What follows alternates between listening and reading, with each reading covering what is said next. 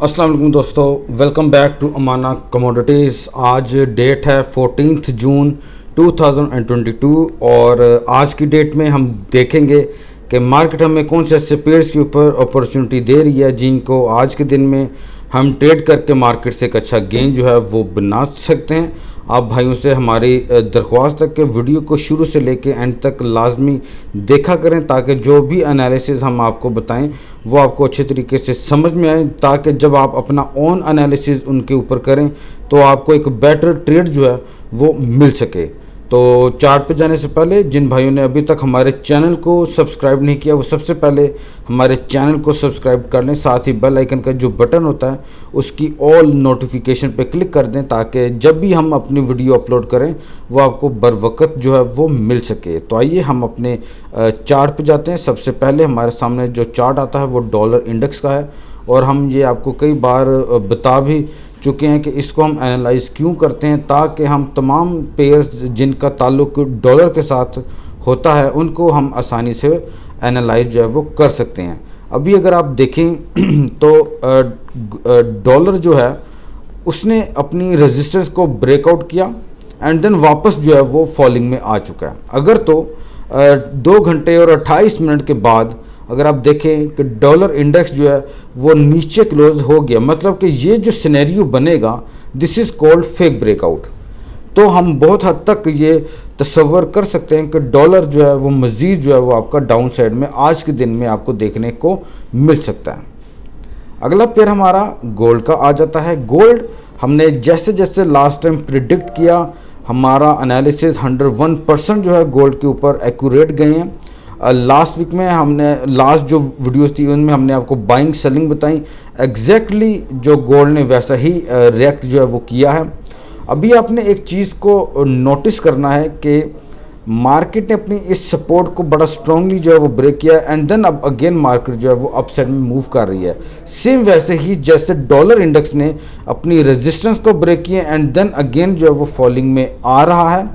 अगर तो आप देखते हैं कि मार्केट अपनी क्लोजिंग इसके ऊपर दे देती है, यानी कि ऑलमोस्ट अपनी क्लोजिंग अभी तक का जो उसका हाई है वो 1831 है। आप कह लें कि अगर मार्केट 1832 के ऊपर बंद हो जाती है देन फिर आप गोल्ड के ऊपर अपनी बाई की अपॉर्चुनिटी को देख सकते हैं फॉर द टारगेट 1860 के लिए। ठीक हो गया। और अगर आपको कोई ऐसी क्लोजिंग नहीं मिलती देन फिर आपने गोल्ड के ऊपर आज के दिन में जो है वो काम नहीं करना। आगे बात कर लेते हैं यूएस ऑयल की।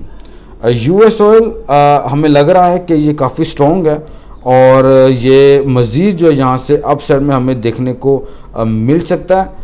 हमें लगता है कि ये आने वाले टाइम में, आज तो नहीं, यानी कि अब से इसकी जो प्रोग्रेस है वो अप साइड में ही है। जैसे जैसे आपको ये सपोर्ट जोन पर मिलता है आप इसके ऊपर अपना बाय का सेटअप ही देखें। जैसे कि अभी मैं ये छोटी सी एक ट्रेंड लाइन आपके सामने जो है वो ड्रॉ कर देता हूँ, अगर आप ये भी ले लें तो भी मुनासिब रहेगा। जैसे ही अगर मार्केट मान लें कि मार्केट डाउन में आती है और अपने ट्रेंड लाइन को रिजेक्ट करती है तो आप ऑयल के ऊपर जो है वो अपनी बाय की अपॉर्चुनिटी को ले सकते हैं। इसका जो ट्रेंड है वो अभी तक बाय का ही है। आपको जहाँ जहाँ पे भी सपोर्ट मिलती है वो आपके लिए बेस्ट ऑप्शन रहेगी बाय के लिए फॉर द टारगेट 126.5 के लिए। अगला फिर आपका यूएसडी जेन है। यूएसडी जेन मैं आपको इसका 30 मिनट पे मेरे ख्याल में मैं इसका एनालिसिस किया, या बिल्कुल मैं आपको इसका एनालिसिस बता दूं।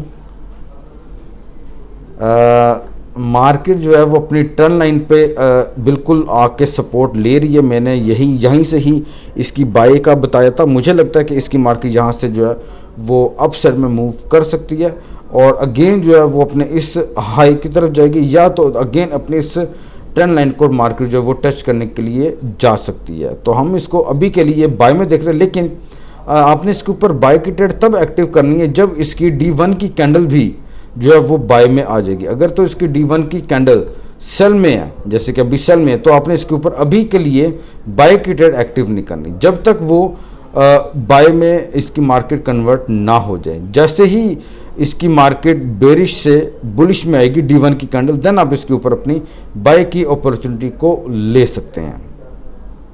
उम्मीद है कि आप लोग ज़रूर एक अच्छा गेन जो है वो इसके ऊपर जो है वो बना पाएंगे।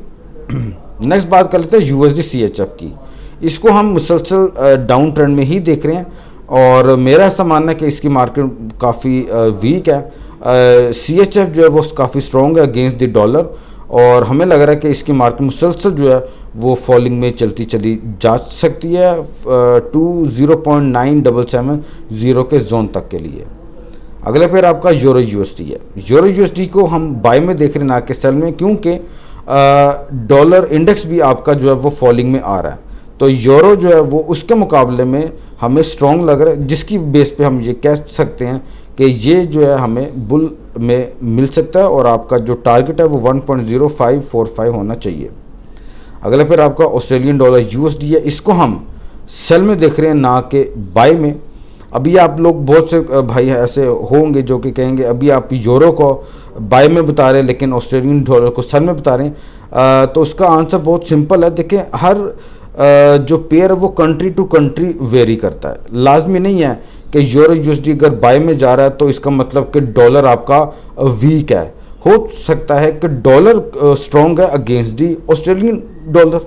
इकोनॉमी पर डिपेंड करता है ना, तो आपने उस चीज़ों को भी इग्नोर नहीं करना। अभी आप देखें तो इसकी कैंडल जो है वो बाइक में है D1 की। जब D1 की कैंडल सेल में कन्वर्ट हो जाएगी देन आप इसके ऊपर अपनी सेल की अपॉर्चुनिटी को ले लें फॉर द टारगेट 0.6855 के लिए। अगला पेयर आपका है Australian dollar CAD. Australian dollar CAD के ऊपर हमारा एनालिसिस नहीं है। हाँ ओके, हम बात कर लेते हैं ऑस्ट्रेलियन डॉलर येन की। इसको हम मुसलसल सेल में ही देख रहे हैं ना कि बाय में, और हमें ऐसा हमारा मानना है कि शायद इसी वीक में हमारा ये जो टारगेट है 90.40 का ये हिट हो सकता है। हम इसको सेलिंग में ही देखेंगे ना कि बाय में। मार्केट ने अपनी रेजिस्टेंस को ब्रेक किया, यानी कि बाद में मार्केट डाउन आ गई जो कि फेक ब्रेकआउट कहलाई। सेम अभी सिनेरियो हमें डॉलर इंडेक्स पे मिल रहा है, और मार्केट उसके बाद मुसलसल जो है वो आपकी डाउन साइड में मूव करती चली जा रही है। जिस तरीके से मार्केट्स की बाय में गई थी अब वैसे ही मार्केट की सेल में आ रही है। तो हमें लगता है कि इसकी मार्केट मुसलसल हमें डाउन साइड में देखने को मिल सकती है, और टारगेट हमने आपको बता दिया। अगला पेयर सेम वही है, कैड येन है। जापानीज येन जो है वो काफ़ी स्ट्रॉन्ग है as compared to other pairs, और हमें लगता है कि इसकी मार्केट भी मुसलसल हमें डाउन साइड में देखने को मिल सकती है। अगर इसका जो टारगेट हमें आप यहाँ पे मैंने इसको मेंशन नहीं किया आपके लिए, वो मैं आप भाइयों के लिए मेंशन कर दूं। या दिस वन, ये मुनासिब लगेगा आपके लिए। आप ये अपना जो टेक प्रॉफिट है ये आप रख सकते हैं, जो कि आपका बनता है 101.2। ये आपका टेक प्रॉफिट है 101.2। ये आपका टारगेट होना चाहिए कैड जापानीज येन के ऊपर। अगला पेयर आपका CHF JPY है। अभी इसकी मार्केट बुल रन में है। अभी आप इसके ऊपर सेल की ट्रेड एक्टिव ना करें, क्यों ये जो जोन है, अगर आप ये देखें ये वाला जोन, ये मैं आपको सामने ड्रॉ कर देता हूँ। ये आपका जो जोन है ये आपका वैसे तो कुछ के मुताबिक ये होगा कि ये हमारा सेलिंग जोन है, लेकिन मैं आपको रिकमेंड ये करूंगा अगर मार्केट अपनी क्लोजिंग इस वाले जोन के नीचे दे देती है जो कि 135.45 का जोन बनता है। अगर ये कैंडल अभी तो ये बाय में है, लेकिन अगर ये नीचे आती है और अपनी कोई H4 की कैंडल अपनी क्लोजिंग 135.45 के नीचे दे देती है तो आप इसके ऊपर अपनी सेल की अपॉर्चुनिटी को लें फॉर द टारगेट 132.25 के लिए।